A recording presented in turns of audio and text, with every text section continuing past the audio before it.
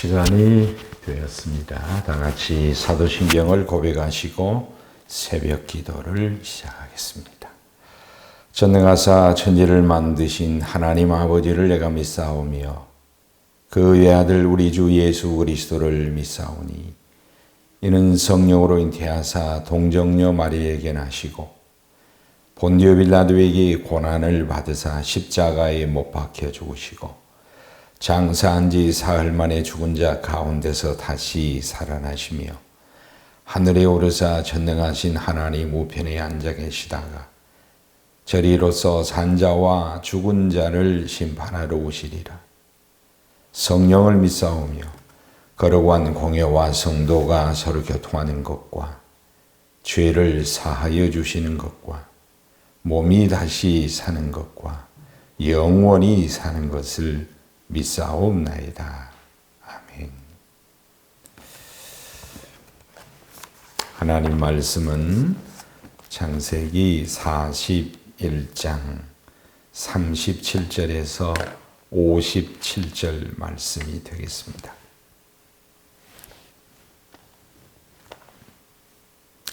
오늘 봉독할 말씀은 바로와 모든 신하들이 요셉을 기뻐하면서 총리로 임명하는 내용이 기록되어 있습니다.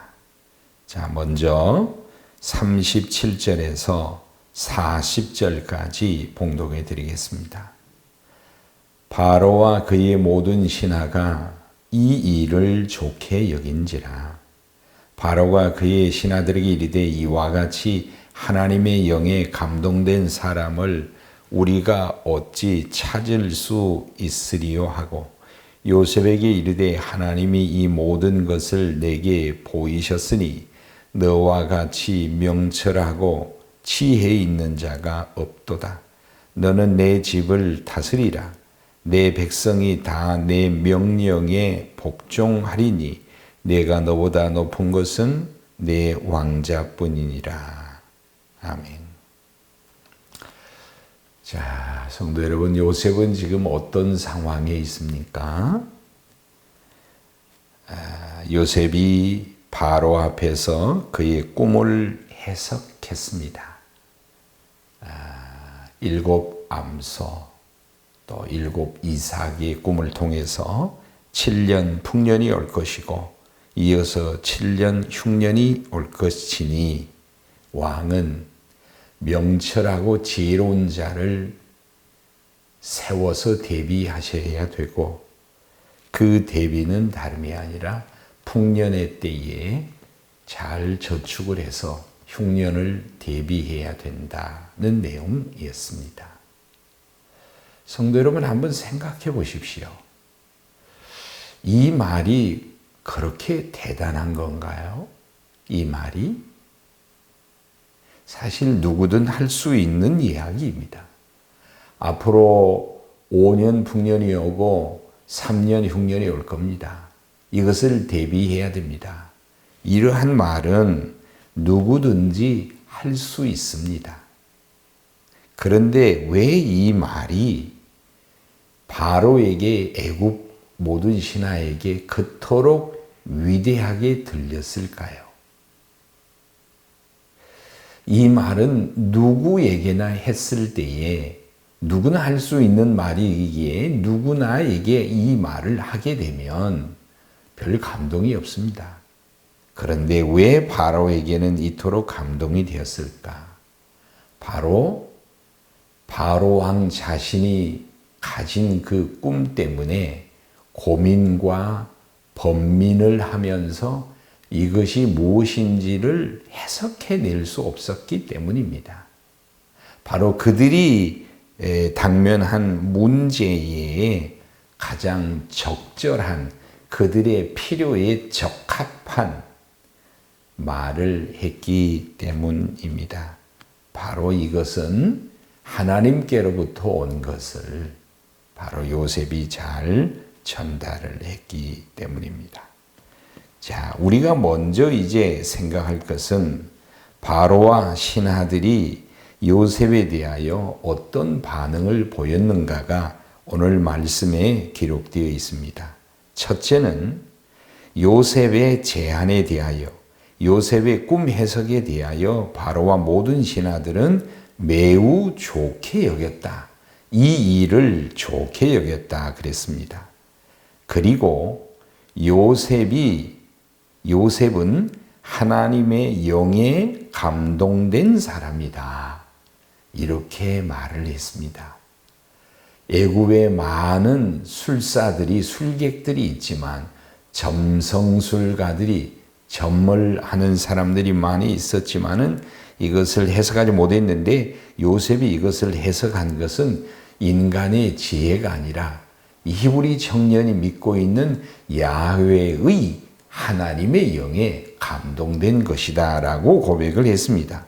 그리고 네가 명철과 지혜로운 사람을 세우라 그랬는데 너보다 명철과 지혜 있는 사람이 여기에 또 누가 있겠나. 바로 당신이야말로 명철하고 지혜로운 사람이다 라고 얘기를 했습니다. 그런데 여기서 바로가 요셉의 이름을 하나 지어주는데 바로 그것이 사브낫바네, 하나님의 영에 감동된 사람이라는 이름에 아마 이렇게 적합한 이름일 거예요. 사브낫바네. 바로 이것은 하나님이 함께 하셔서, 하나님이 살아계셔서 하나님의 말씀을 하는 사람. 바로 이 의미가 요셉의 이름 사브낫바네입니다.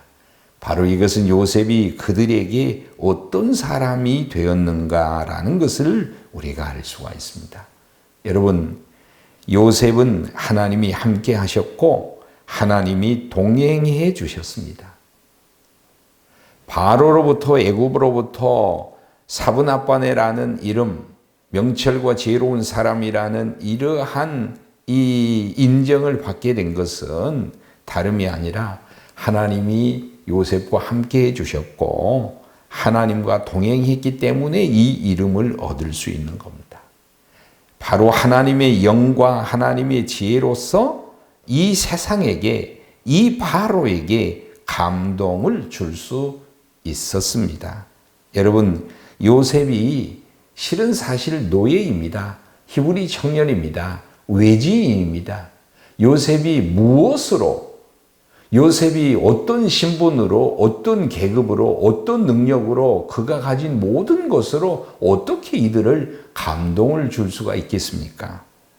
바로 그것은 요셉이 가진 것이 아니라 하나님이 주신 것으로 이들에게 감동을 줄 수 있었습니다.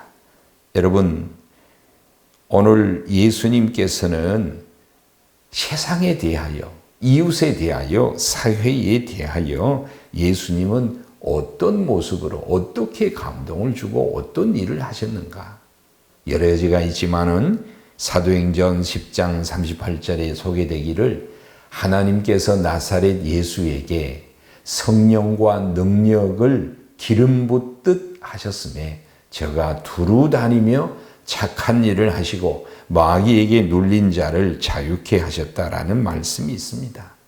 하나님이 공급하시는 성령과 능력으로서 예수님은 세상의 필요를 채우시고 당신의 사명을 감당하셨습니다. 교회와 세상, 그리스도인과 사회, 오늘 교회가, 우리 그리스도인들이 어떻게 살아야 될까? 이 세상 속에서 요셉이 우리에게 모델이 되어주고 있고 예수님도 우리에게 모델이 되어주셨습니다. 오늘 우리도 우리가 가진 것으로가 아니라 하나님이 공급해 주시는 하나님의 영의 은사와 능력, 명철과 지혜를 통해서 우리는 세상의 필요에 응답할 수 있고 세상에 감동을 줄 수 있습니다.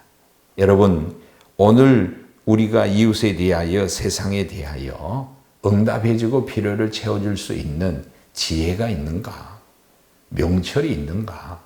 하나님의 영에 감동되어서 우리가 말하고 행동하는가? 우리는 깊이 한번 돌이켜 보아야 합니다. 특별히 코로나 힘든 상황 속에서 교회와 국가, 교회와 사회는 매우 대립각을 세우면서 힘든 관계에 있는데 요셉이, 주님이 오늘 우리에게 주시는 교회와 세상, 그리스도인과 세상, 하나님의 자녀와 세상과의 관계 속에서 우리가 어떻게 살아야 되는가를 알려주는 귀한 은혜의 말씀이라고 생각합니다. 44절을 한번 보시겠습니다. 44절에서 44절에서 45절까지 봉독해 드리겠습니다.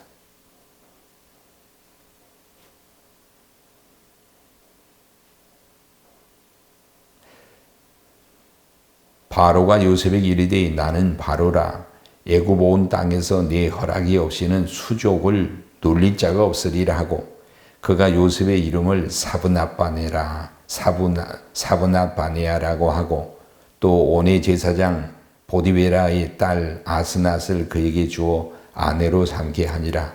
요셉이 나가 애굽 온 땅을 순찰하니라. 요셉이 애굽 왕 바로 앞에 설 때이 30세라. 그가 바로 앞을 떠나 애굽 온 땅을 순찰하니 7해 풍년에 토지 소출이 심히 많은지라. 요셉이 애굽 땅에 있는 그 7년 곡물을 거두어 각 성에 저장하되 각 성읍 주위에 밭의 곡물을 그 성읍 중에 쌓아두매. 요셉은 총리직을 얻었습니다. 그리고 이 총리직을 얻은 이후에 요셉은 무슨 일을 하는가? 요셉이 왕에게 꿈을 해석한 그대로, 그리고 그 꿈의 해석에 대한 대책을 제안한 그대로 요셉이 행하고 있습니다. 대비하고 있습니다. 풍년의 때에 5분의 1을 대비하여 흉년을 이기라. 이러한 내용이었는데 요셉은 그대로 행하고 있습니다. 우리가 하나님의 뜻을 알지만 하나님의 뜻이 우리에게 계시되지만 우리가 그대로 실천하지 않을 수도 있습니다. 미룰 수도 있고 잊어버릴 수도 있는데 요셉은 정확히 대책을 제안한 그대로 요셉은 실천하고 있습니다. 믿음과 삶에 하나님의 말씀과 삶에 철저히 일치된 삶을 요셉이 살고 있음을 우리에게 은혜를 주고 있습니다. 마지막 50절에서 52절을 보시겠습니다. 흉년이 들기 전에 요셉에게 두 아들이 나되 곧 온의 제사장 보디베라의 딸 아스낫이 그에게서 낳은지라. 요셉이 그의 장남의 이름을 므낫세라 하였으니 하나님이 내게 내 모든 고난과 내 아버지의 온 집 일을 잊어버리게 하셨다며 차남의 이름을 에브라임이라 하였으니 하나님이 나를 내가 수고한 땅에서 번성하게 하셨다 함이었더라. 요셉의 결혼 그리고 자녀들을 얻는 내용이 기록되어 있습니다. 이 결혼과 자녀를 얻으면서 요셉은 장자의 이름을 므낫세라고 차자의 이름을 에브라임이라고 했습니다. 이 일을 통하여 요셉은 어떤 고백을 하느냐? 므낫세의 이름 속에 그 자기의 고백을 담았고 에브라임의 이름 속에 자기 인생의 고백을 담았습니다. 그 이름의 뜻은 하나님이 나의 고난과 아버지 온 집의 일을 잊어버리게 하셨다. 하나님께서. 두 번째는 하나님께서 나의 수고를 아시고 하나님이 번성의 축복을 주셨다. 요셉은 하나님의 은혜를 고백하고 있습니다. 노예가 되었고 보디발의 집에 왔고 감옥에 왔고 10여 년 동안 인고의 시간이 있었는데 이러한 하나님께서 오늘 나를 이렇게 하게 하신 것은 하나님의 은혜다. 하나님의 은혜다. 고난을 있게 하신 하나님, 고난보다 더 크신 하나님의 은혜를 경험하고 있습니다. 고난보다 더 큰 하나님. 고난을 이기게 하시고 고난을 망각할 정도로 더 큰 은혜를 하나님이 주셨다. 그리고 나의 모든 수고를 하나님이 아시고 이런 번성의 축복을 내게 주셨다. 이렇게 은혜를 고백하고 있습니다. 여러분, 하나님이 이런 분입니다. 고난을 있게 하시고 수고를 헛되이 이게 아니라 수고로 이 수고한 것을 번성케 하시는 하나님의 은혜가 또 이런 고백이 우리 성도님들의 가정에도 함께 하기를 바라고, 요셉이 비록 바로가 자기의 이름을 요셉이 아니라 사브나페아라고 이 애굽식으로 이름을 붙여주었지만은 요셉은 믿음의 정체성을 잃어버리지 아니하고 자녀들을 히브리식 이름으로 이름을 지었습니다. 믿음의 정체성을 가지고 있고 언약의 백성으로서의 정체성을 분명히 가지고 있고 자녀들을 양육하고 있음을 우리가 알 수 있습니다. 오늘 우리의 삶의 고백을 통해서 하나님의 은혜를 고백할 수 있기를 바라고 믿음의 정체성을 잃어버리지 않는 오늘 우리의 믿음이 되어야 되겠습니다. 오늘도 이 말씀을 더 묵상하시고 승리하시는 하루, 하나님과 함께 하시고 하나님과 동행하시는 하루가 되시기를 주의 이름으로 축원합니다.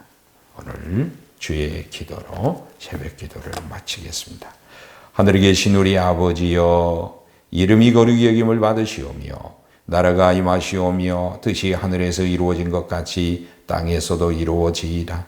오늘 우리에게 일용할 양식을 주시옵고 우리가 우리에게 죄 지은 자를 사하여 준 것 같이 우리 죄를 사하여 주시옵고 우리를 시험에 들게 하지 마시옵고 다만 악에서 구하시옵소서. 나라와 권세와 영광이 아버지께 영원히 있사옵나이다. 아멘.